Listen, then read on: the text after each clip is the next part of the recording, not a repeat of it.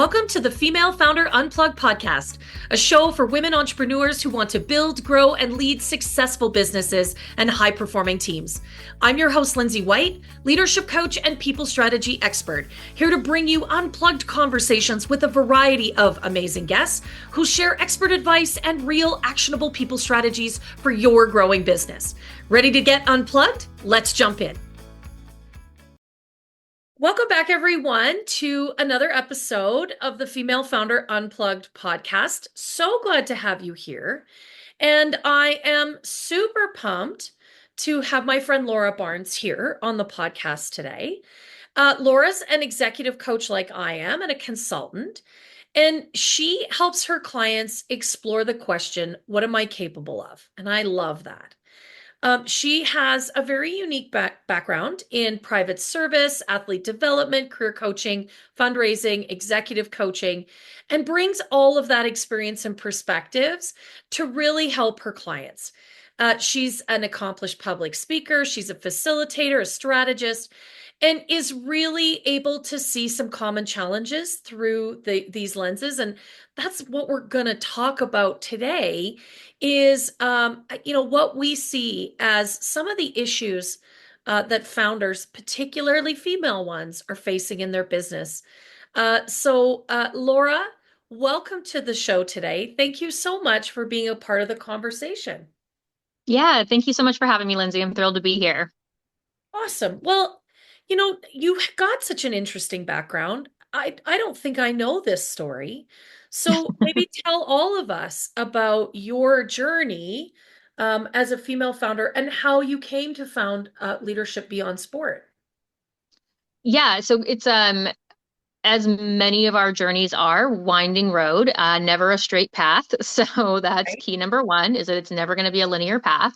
No. But I got into coaching. I was working in private service, so I was managing high-end homes, managing the lifestyles of the rich and famous, more so rich than famous in my book. But so managing their lifestyles and really helping them to basically take care of all the things that they didn't have the time to take care of because of the demands of their job. So I was working in that space, and then I ended up working for a school that trained household managers, trained people to do what I was doing. And in that role, I got certified to do Myers-Briggs facilitation. So facilitating Myers-Briggs workshops and personality assessments. And that was sort of my first toe dip into coaching. And that's when I realized how much I loved helping people have these sort of light bulb aha moments where they learned something new about themselves, or they learned how to see their lives or the world through a different lens. And so I would say that was sort of the up start or up portion of the roller coaster before the downhill of like just the craziness and all the excitement and the roller coaster ride that ensued. Yeah. Um, so that's how I got started in coaching, was with Myers-Briggs, and then left the job at the institute that trained household managers and realized that I really wanted to go into coaching high performers, people who were driven and motivated and wanted to create success in their lives and just needed the extra sort of support or kick in the butt depending on the situation.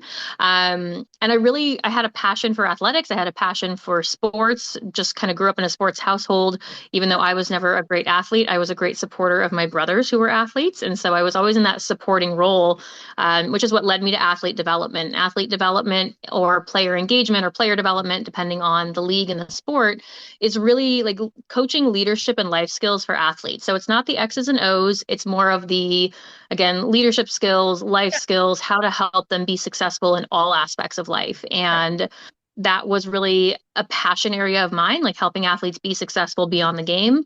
And then I decided to spend some time getting certified in executive coaching because I realized that that was really the combination of mindset coaching and strategy coaching. It was really what I loved, right? It's not just what you do, but it's how you do it and also why you do it that matters. And so that was sort of bringing everything together for me. So combining executive coaching, athlete development, private service, and really helping people to maximize opportunities and explore what they're capable of in every aspect of life. Yeah, I love that. And you know what? I find myself nodding. You all can't see me, but I think there is something super beautiful about asking a really smart person a really great question and them saying, I'm not sure I have ever been asked that before, or I'm not sure how to answer that, or I need to reflect, right? Hmm. I need to think more Yeah. deeply about that. There's something really awesome. There's a special magic in that. So I really appreciate um, that grounds you into the coaching as well, because that's the magic I love. Um, Yeah, I think every great coach is really not really, I mean, they are, but um, every great coach at their core is a great question asker. yeah. So I think that is one of the keys, in my opinion, to being a great coach, is knowing which questions to ask and how to ask them to get the person you're working with to start thinking about things in a different way. Yes. And I would add to that, it is the deep curiosity, right? Hmm. The deeply Yep. wanting to know and uncover. And I think as coaches, when we have that curiosity, we bring up others along for the ride. Yep. And that's again, that's what creates magic. I really, really appreciate that. And I thank you for sharing with us that super interesting trajectory in your career, because it is people come to coaching from such an incredible variety of places and spaces. And Hmm. so it's always interesting to see what brings people to the space of wanting to be a coach and truly wanting to help people in their transformative journey. Yeah, absolutely. Yeah. Okay, so I want to ask you about, what have you learned along the way? What's been some really big, important lessons for you? So I would say the biggest one and this is something that I try to help my clients understand as well, is that I am my own greatest resource. I have all of the solutions and all of the problems, or at least the starting point, right? Like if I could solve all the world's problems, we'd be having a different conversation. Right? Um, but I am the starting point to every solution to every problem that I have in my life. So seeing myself as my own greatest resource and learning how to trust my intuition, trust my own resilience, trusting the fact that even if I don't know how it's going to end, I know I can handle it no matter what it is. I love And some of that comes from having been through some really crazy experiences in my life. Some of that just comes from having tried and failed, having tried and succeeded. But that resilience and knowing myself as my own greatest resource, I think those are the biggest lessons I've learned along the way. 100%. I had a coaching session earlier this afternoon, and I said to my client, you have 100% track record of figuring it out, right? And Yep. we all need to be reminded of that, is that that's why we're standing where we are today, is because we are resilient and we have been able to figure it out. We get shit done. We make it happen. Yep. But some of the head trash gets in the way of us remembering that. That's saboteur conversation. So yeah, I think that's brilliant, right? We have the solution or can find them. We just need to believe Hmm. we can more than anything else.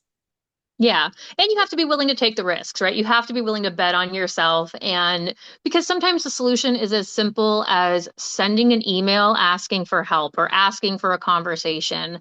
And it's so funny how often we hold ourselves back from taking that first step because I was just having this conversation the other day with a client. It's not so much that we're afraid of the action, we're afraid of what's going to happen after the action. So trusting ourselves, like you said, you have 100% track record of figuring it out. So yeah, just trusting yourself to take that first action, and that it's that concept of leap and the net will appear kind of thing. Yeah, yeah, yeah, yeah. And I think, we're going to talk a little bit about particularly female entrepreneurs and what gets in their way, but, really making a calculated risk, right? And Hmm. how, every day we make choices and we don't know the outcome. We really can't Yeah. anticipate. And so we have to make those calculated risks and really just step into it. So I love that. What Yeah, else and would you say is a learning for you? I'm super curious. I think even to your point just now about the calculated risk, I think sometimes depending on the person, sometimes we can be too calculated to the point that we could take a big swing and we could try something really huge, but fear, concern, hesitation holds us back. So we take a much smaller swing. So that's actually one of the things that we talk about in meta performance is, what are you capable of? Are you capable of trying something huge? And is that thing worth failing at? Like, is it, if, because whatever you do in the process of going for something massive and huge and way outside your comfort zone, you're going to learn and grow so much in that process. So is that thing, even if you don't get it, is it worth failing at? Yeah. Because that I think is how we get out of our way in terms of taking bigger swings, taking bigger risks. Again, not being, crazy in terms of our safety Yeah. or, spending the kids' college savings on Yes. something, on a llama farm, but uh, Yeah. but like taking bigger swings than seem comfortable because I think sometimes we think calculated risk equals comfortable. So I think stretching ourselves is really that meta performance space. What am I capable of? How can I stretch myself? I love the difference you created there. We're not talking about recklessness, Right. talking about really being able to take a risk that is meaningful, that absolutely creates that space of stretch and growth, right? Yeah. Embracing it, even though, yeah, there's some fear there. Truly being courageous, uh, to use your metaphor, walking up to the plate and swinging stands, right? Yeah. And I think that's exactly it. Knowing that, what if there is failure? What are the, Mhm. right? Like we're not talking about, like you said, taking the kids' college fund and burning it, right? Throwing it away, Right. or putting your entire business on the line, but really taking those risks that are super meaningful, super stretchy, and move us further faster in the end. Yeah, That's the exactly. idea, right? Yeah. Moving us further faster. I love that 100%. Awesome. Okay. What else? What other lessons have you learned along the way? Oh goodness, lessons I have learned. Too many to count the ways. So I think one of the big things, again, this is something that I coach clients on as well, is the concept of having a vision that is just so locked in. It's not necessarily just the pie in the sky dream, but it's a vision that you are locked into that actually, as we call it, creates a generative future. So when you're locked in and anchored into what you're trying to create, why it matters to you, the impact that it's going to have for you, for your immediate family, for your community, for, the global population and humankind as a whole, when you understand the ripple effect of what you're creating or what you're doing, and you're so anchored into it that it's visceral, right? You feel it in your bones. Like I'm getting goosebumps just talking about it right now. And I'm not even talking about my vision. But having that vision being super locked in creates, again, the generative future, which pulls us forward, meaning it's sort of like plugging a destination into your GPS. Like that's where you're going. There's no choice but there. No matter how many detours you take, no matter how many wrong turns, that's the direction you're going. Our actions start aligning with those visions. It's, the concept of manifestation or the law of attraction, whatever you want to call it. In the meta performance space, we call it generative future, which means like I'm going to take actions aligned with getting me to that thing that I know I want because it's so powerful that I can't stop thinking about it. I can't stop wanting it and I can't stop wanting to work for it as well.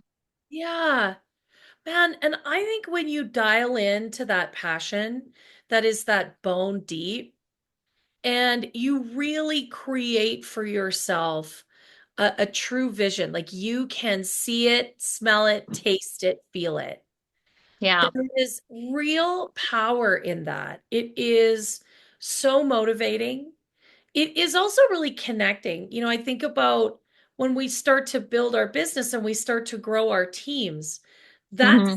vision that other people want to see and feel. We want to enroll them in that. Um, Yeah. and so it spreads and grows in such a beautiful, organic way. Yeah. Yeah, and I think it's also important to find ways, to your point, when you're growing a team, like what is the vision of each individual on your team? What is their vision for success in the company? What is their vision for the life they're creating for themselves and their families? And how does that align with the vision of your organization? Or maybe it doesn't align. And that's actually a beautiful gift in and of itself, because if there's misalignment, there's an opportunity to either grow and find a way to create alignment, or there's an opportunity to let the individual go find their path that's going to get them to their vision, and you can find the right person to fit your business that's going to help you get to your vision as well. So that alignment of personal vision combined with the vision of your business is massive and such a huge learning piece, I think, for entrepreneurs. I think so. And I know that when we are really clearly connected to the why, to our purpose, that it's also a bit of a measuring stick. Hmm. And really hold that up against things and decide far more clearly and articulately why it fits or why it doesn't. Why Yeah. it's where we should put our time, effort, money, energy, brain power, or not. Uh, Absolutely. and because it can be so challenging, right? I mean, you and I work with entrepreneurs that have so many great ideas. They're so creative and inventive. And that can be very distracting. And when you are super clear on your purpose, when your vision is very well illustrated, then it is a whole lot easier to look at a great new idea and think, does this fit? Is this Right. right? And that doesn't mean that it's no forever. It just Yeah. means it might be no for right now. Um, Hmm. and allows you to refocus a whole lot more effectively. Yeah, absolutely. And those bright, brilliant new ideas, like I'm a multi-passionate person, so I have ideas all over the board. And I would say that 80% of them do not align with what I'm currently creating in my business, and that's totally okay. They might become offerings later on, or they might become a new strategy I'll try at some point. But that's the other piece is like sometimes the new idea could be a strategy to try, but maybe not, like you said, maybe not right now, or maybe it is another approach, another way to approach the problem that we haven't considered before. So don't throw it away. Put it, on a post-it note or in an idea journal and hold on to that for later, because when you're having a moment of like stuckness and just not knowing where to go, coming back to those ideas can sometimes like reignite the passion for whatever you're currently working on, or give you new ideas and new strategies to start trying to get you where you want to go. Yeah. Well, and I want to offer a couple dots just connected for me because we were talking about, really being able, and Laura's phrase was to, to take the big swing. If you have a great vision that's well thought out, well articulated, then you know where to take the big swings. You know what you're swinging Mhm. at. Don't Yep. hit those, right? You know what your strike zone is. We're really dining out on the metaphor here today. But I love it. It makes a lot of sense, right? Don't swing at the balls that aren't for you. Right. Swing Yep. at the pitch Absolutely. that is for you. That's where we can think about how we are really wanting to attack things in an entirely different way and really step in to brave, focused action. So I just wanted to put that all together because I think that that's really important. The vision is Yeah. what the vision is what paints that picture for you. Yep, absolutely. I mean, it's a great metaphor. The vision creates the strike zone. Yeah, totally. We're totally eating out on the menu here on the We metaphor. are. And I hope people understand the baseball metaphors. Otherwise, this might be a little bit lost on them. But Yeah, sorry. If you're not into baseball, this one you might have to go look up a couple things.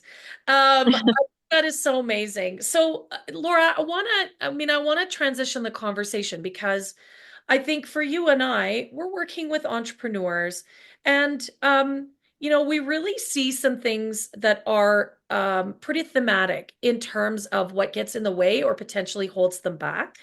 And I Mhm. think that's such a powerful conversation on the show here. And I'd love to ask you, what do you think is one of the most common things that really trips up an entrepreneur, especially as they're growing, right? Yeah. So it's funny, before the show we were talking about this a little bit, and then like now a different idea just came to me. Another idea, I should say, not different. But I think one of the things that trips up entrepreneurs is the belief that they have to do everything on their own. And Yeah. I'm not just talking about everything in their business, I'm talking about everything globally, right? Like I have to be the one to start my business, learn how to do marketing, learn how to do SEO, learn how to do social media, and I also have to make dinner, do the grocery shopping, take care of the kids, get the dog to the vet, make sure that my partner is satisfied with our relationship, schedule date nights, plan family vacation, right? It's like I have to do everything for everyone because All the time. right. Yeah. In every sphere of my life. And so I think that's one of the biggest things because the what I've seen happen with a lot of my clients is that's the mindset, right? Of like, I have to do everything for everyone. And then all of a sudden it's, well, I don't have time to focus on my business. Yeah. Your business is the thing that you are solely responsible for. And not to say that I understand everyone's situations, there are absolutely unique situations out there, but are there other things you're doing in your life that someone else could be doing? Like Instacart is a beautiful thing. You actually don't have to do your own grocery shopping in most parts of the country. I understand there are limitations, right? Yeah. But even just releasing that responsibility can be like a catalyst of, oh, I guess I don't have to do everything. Like, I guess I could let somebody else buy my groceries for me and bring them to my house. Yeah. Crazy idea. Crazy. So yeah, I think that's one of the big things. Yeah, you know what? And I appreciate you saying not just in your business, but in your life. Because let's be honest, our business is part of our life. Yep. The two things have to fit together. I like to think of it as a work and life blend, right? Mhm. How do we have ebbs and flows between the two things? And you're right. I think we can start with something super simple. I was just talking with, I have a personal trainer who is also one of my coaches. And she said, I have just rediscovered the magic of Walmart grocery delivery, right? How did I stop doing, when did I stop doing this? Right. I just realized that I have some magical credit card or whatever that I get to do this, and it doesn't cost me anything extra, whatever that magical card is. And she said, I just got 2 hours back in my life, like Yep. every week. Yep. Wow, right? Yeah. And Right? and I would even like extend it beyond that. Like it's not so one of the I give people this analogy all the time because especially high performing, I'm going to say type A women, I think there are plenty of men who have this trait as well, but I would definitely say that high performing type A women often have a tendency to think that their way is the best way. And so even something as simple as folding the laundry. I know we all have our preferences, right? We all have our preferences and the ways that we like things to be done. Um, there was a time in my life where I was incredibly busy. I lived in San Francisco, so I was going to school, I had a life. I did not have laundry in my building or in my apartment, so I had to go somewhere to do laundry regardless.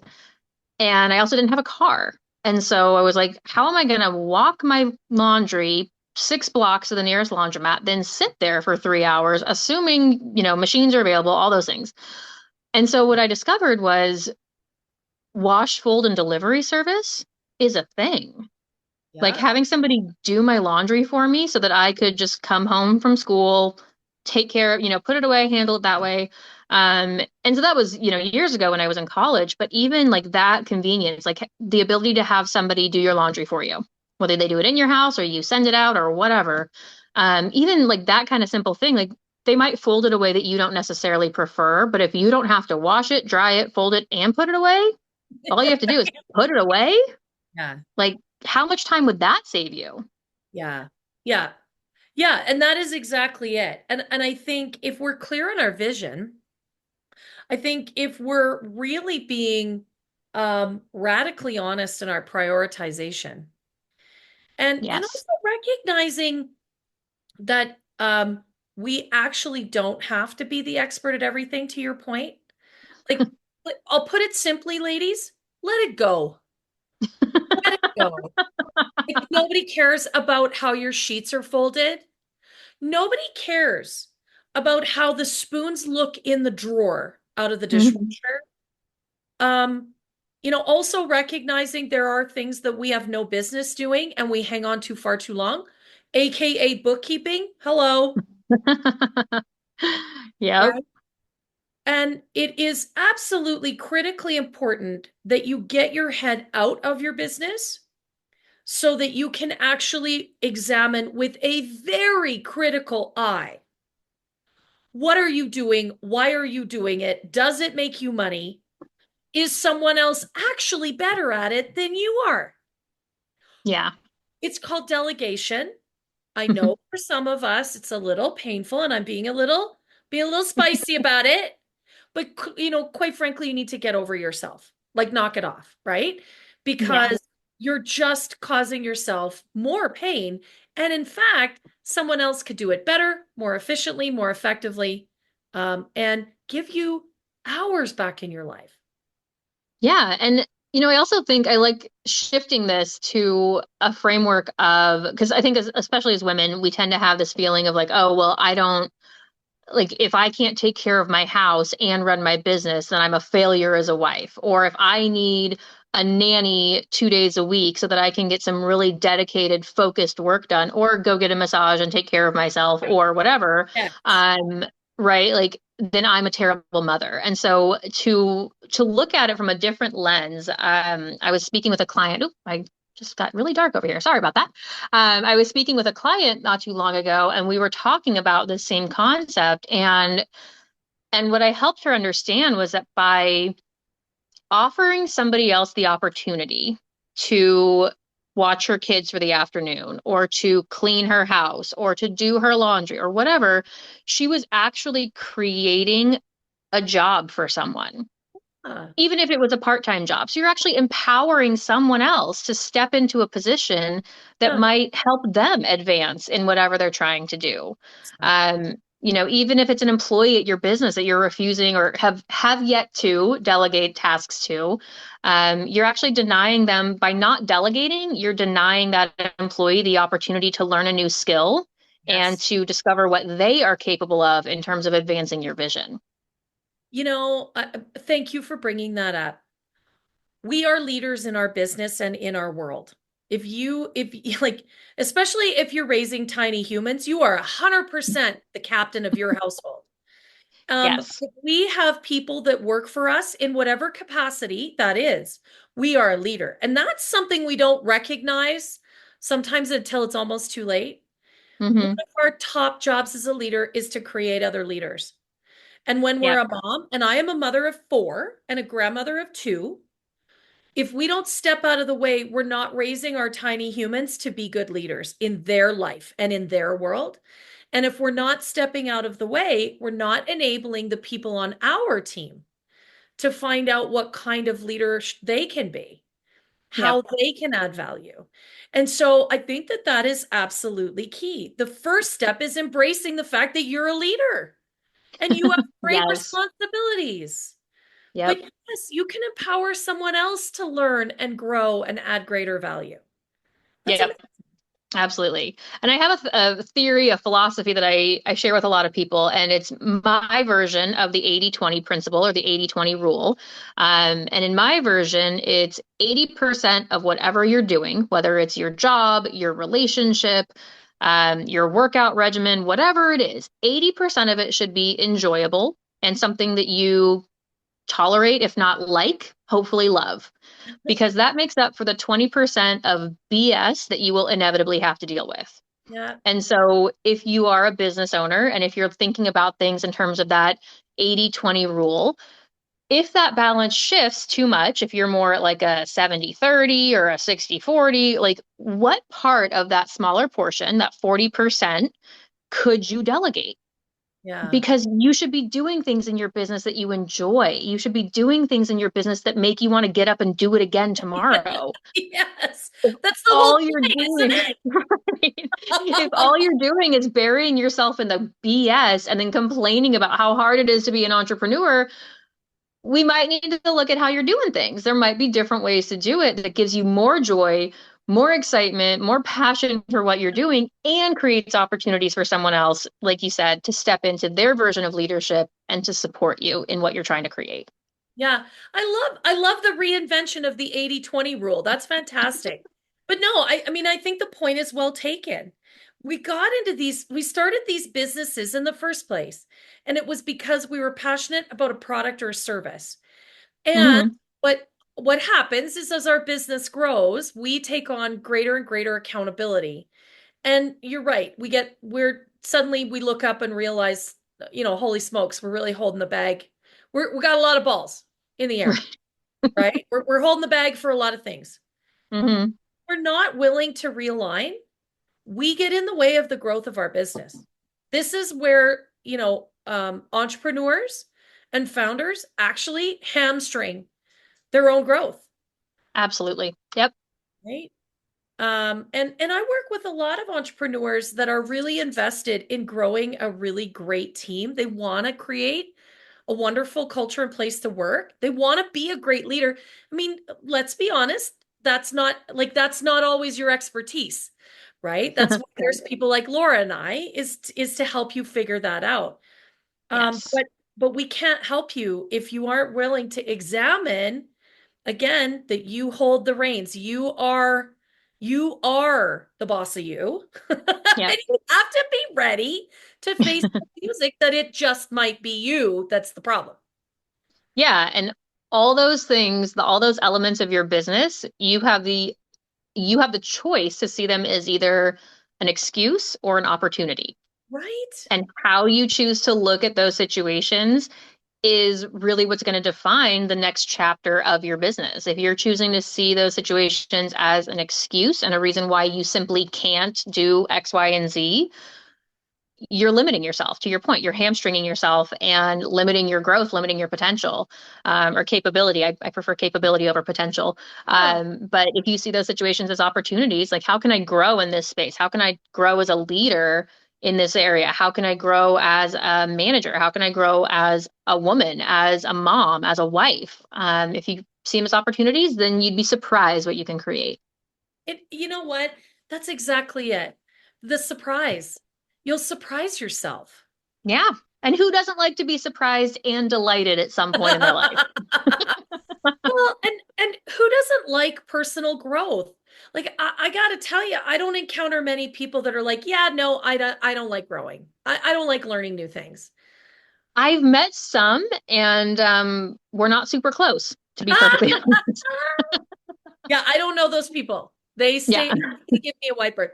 No, but I think this and to Laura's point in the beginning, you have to be able to embrace the challenge of that, and there is a risk that you might Mhm. screw it up. It might not go exactly the way you wanted it to, and for many of us that are entrepreneurs, that we are very driven and passionate. Of course, that comes hand in hand with that perfectionist tendency, right? That stickler saboteur. Mhm. And we have to be willing to challenge that conversation in our own head, that head trash that says, if it's not perfect, I can't do it. No, that's Yeah. completely false. Of course you Yep. can. Of course you're up for the challenge. Again, 100% track record of figuring it out, right, Laura? Like Yep. that's where we're all at. And this literally just came to me as you were saying that. Imperfection can create inertia, right? Like doing something imperfectly and starting somewhere, when you do it imperfectly, you figure out what needs to be improved. So Yeah. imperfection creates improvement, which creates inertia, which keeps you going if you choose to look at it as like I posted something on Instagram the other day, and it's the first time in a long time I've posted. I'm trying, figuring out some new things.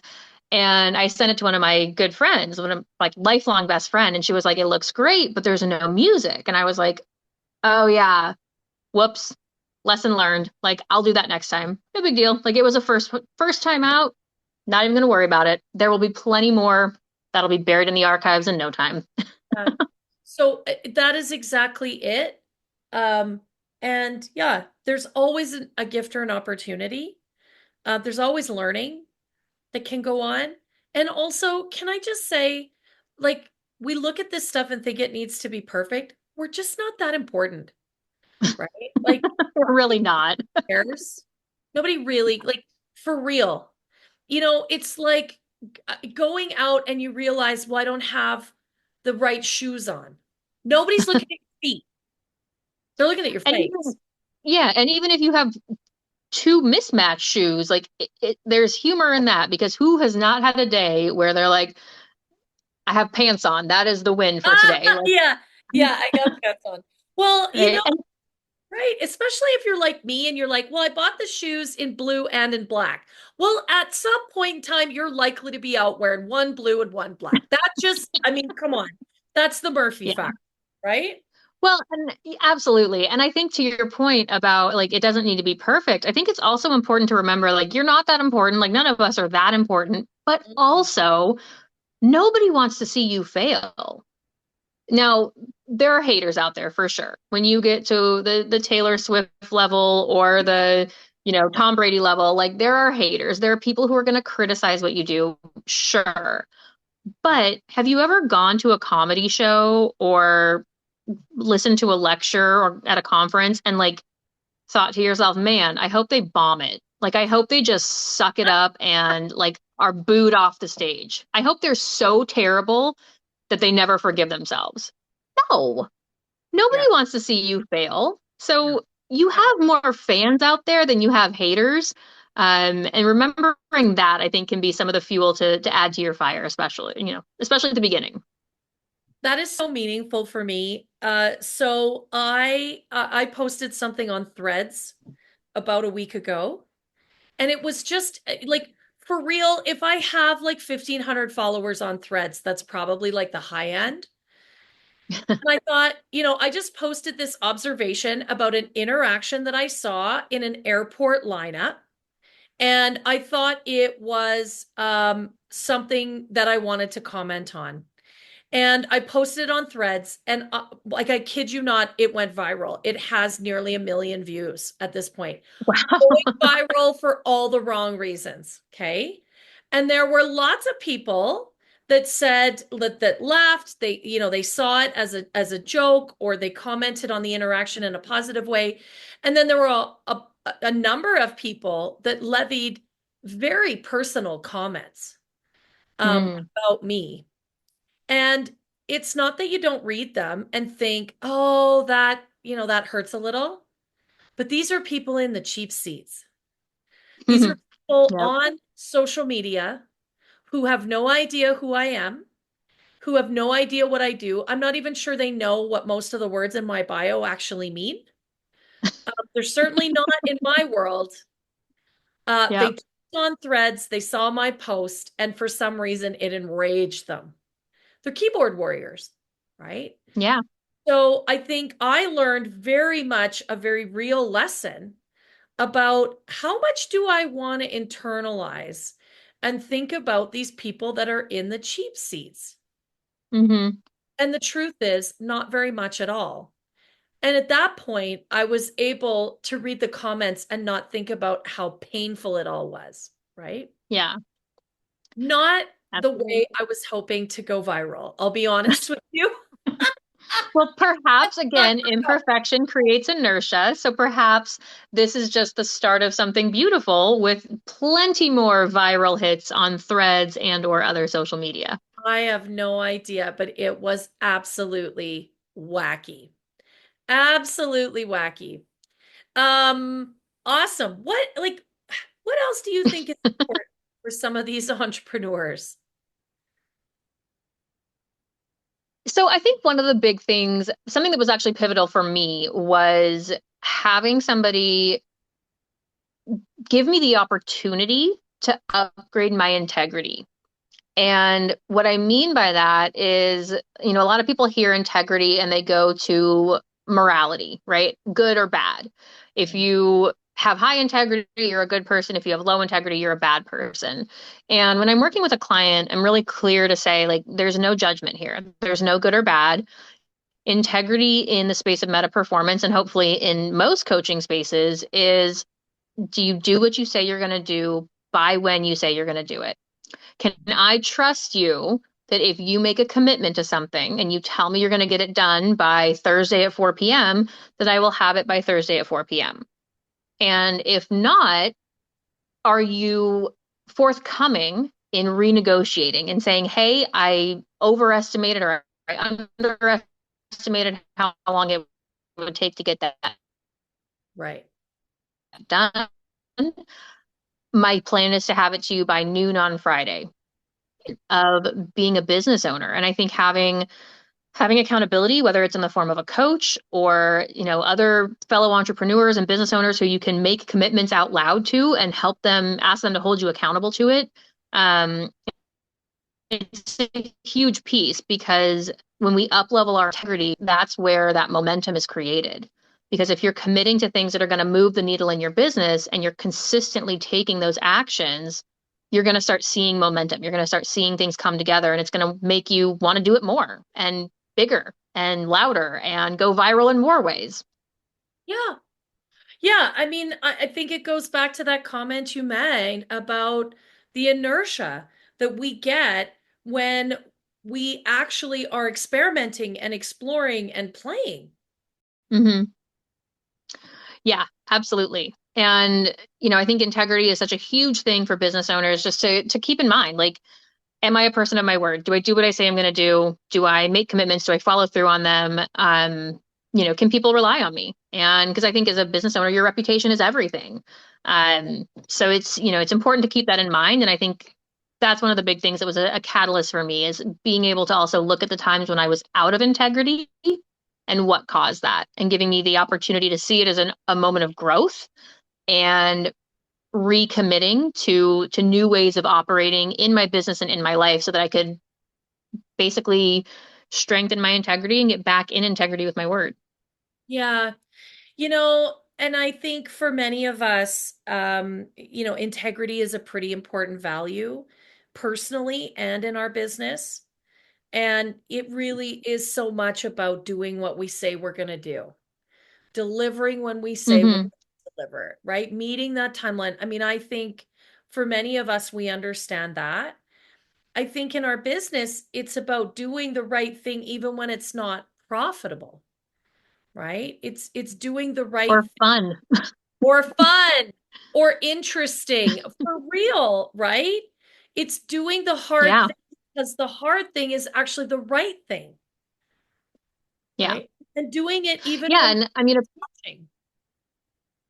yeah, absolutely. And I mean, for me, it was actually a recent thing that I took this into my coaching space with my coach and I said, like, she's like, what do you want to focus on today? And I said, I want to up level my integrity. Like, I am out of integrity all over the place and it's gross. Like, I need to fix this because, and we dug into it, like, what is it costing me to not be in integrity? And I was like, Yeah. I'm not seeing the progress I want to see. Like, I'm not getting the results I want to get.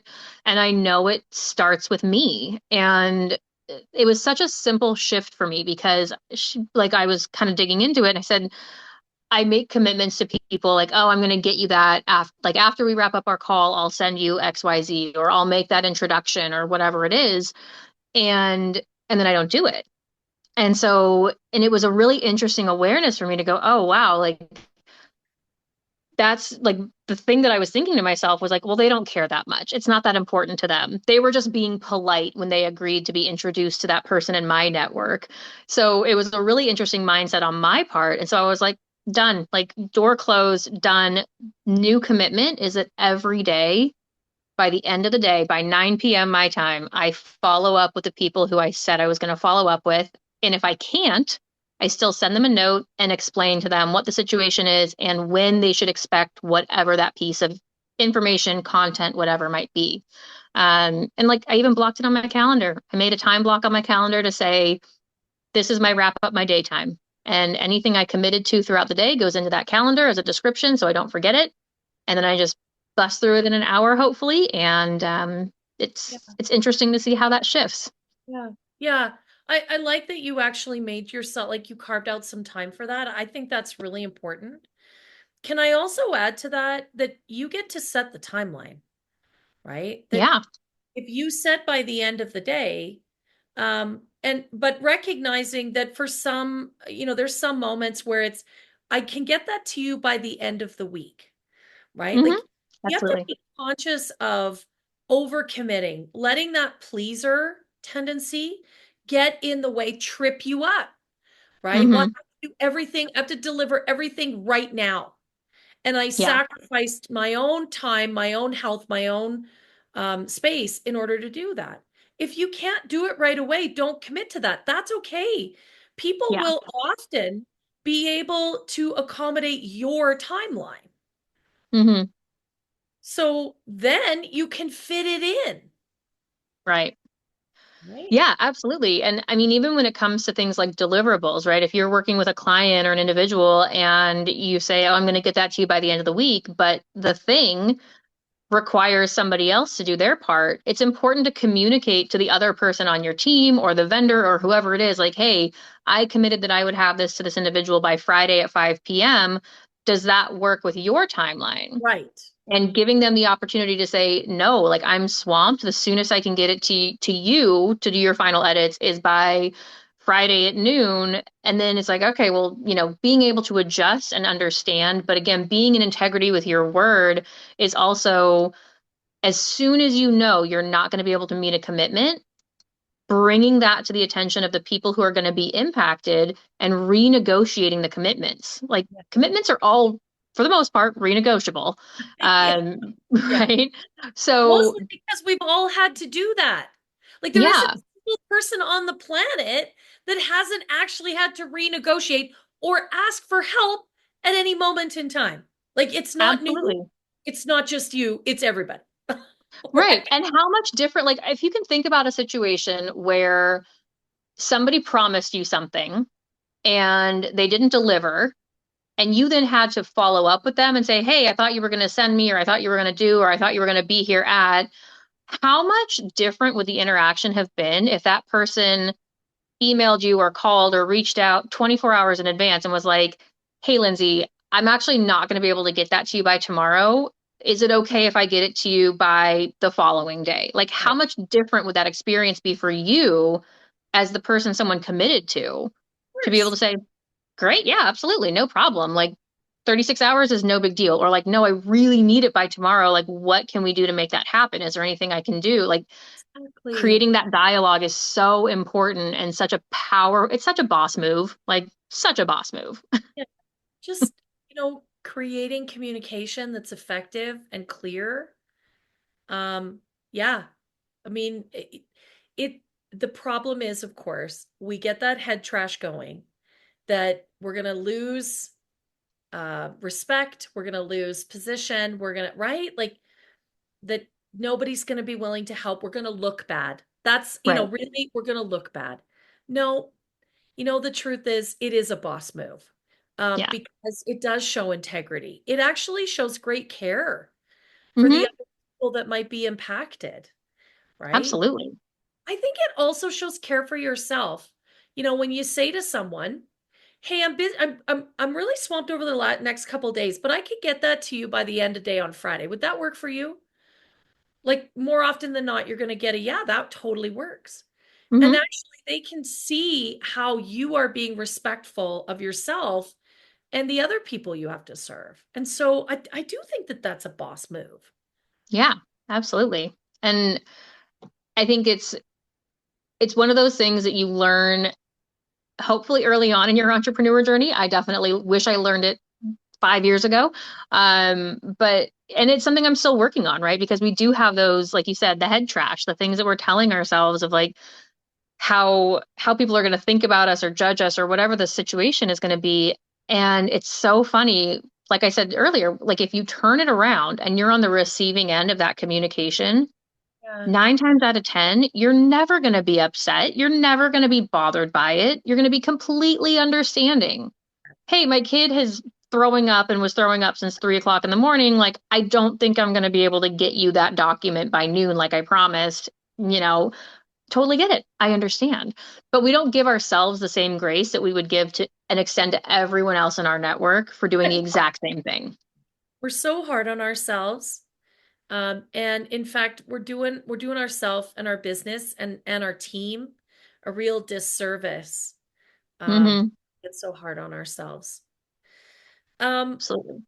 yeah, Laura, thank you so much for all of this incredible conversation. I know that we could absolutely go way deeper than we have, but I'm super grateful for this conversation this afternoon. We covered a lot of ground here. Yeah, So thank you for all of your sharing, all of your thoughts, all your vulnerability. Super grateful. absolutely. Thank you so much for having me, Lindsay. This was delightful. And you're right. We could make a movie out of this. It'd be awesome. Yeah, we could totally go to town. Thank you, thank you, thank you, Laura. Really appreciate this. How does everybody find you? Well, I respond to carrier pigeons, snail mail. Awesome.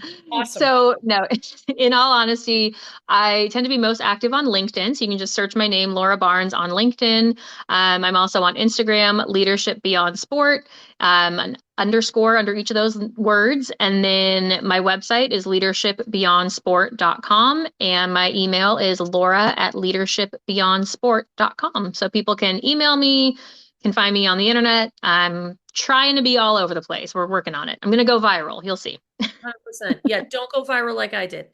Um, you don't want that. You don't need that in your life. Fantastic. Thank you again for such a great chat today. Yes. Thank you so much, Lindsay. Thank you so much for tuning in to the Female Founder Unplugged podcast. I hope you enjoyed listening as much as I did hosting this conversation. I feel so lucky that I get to connect with such amazing female entrepreneurs. And if you enjoyed today's session, would you do me a big favor?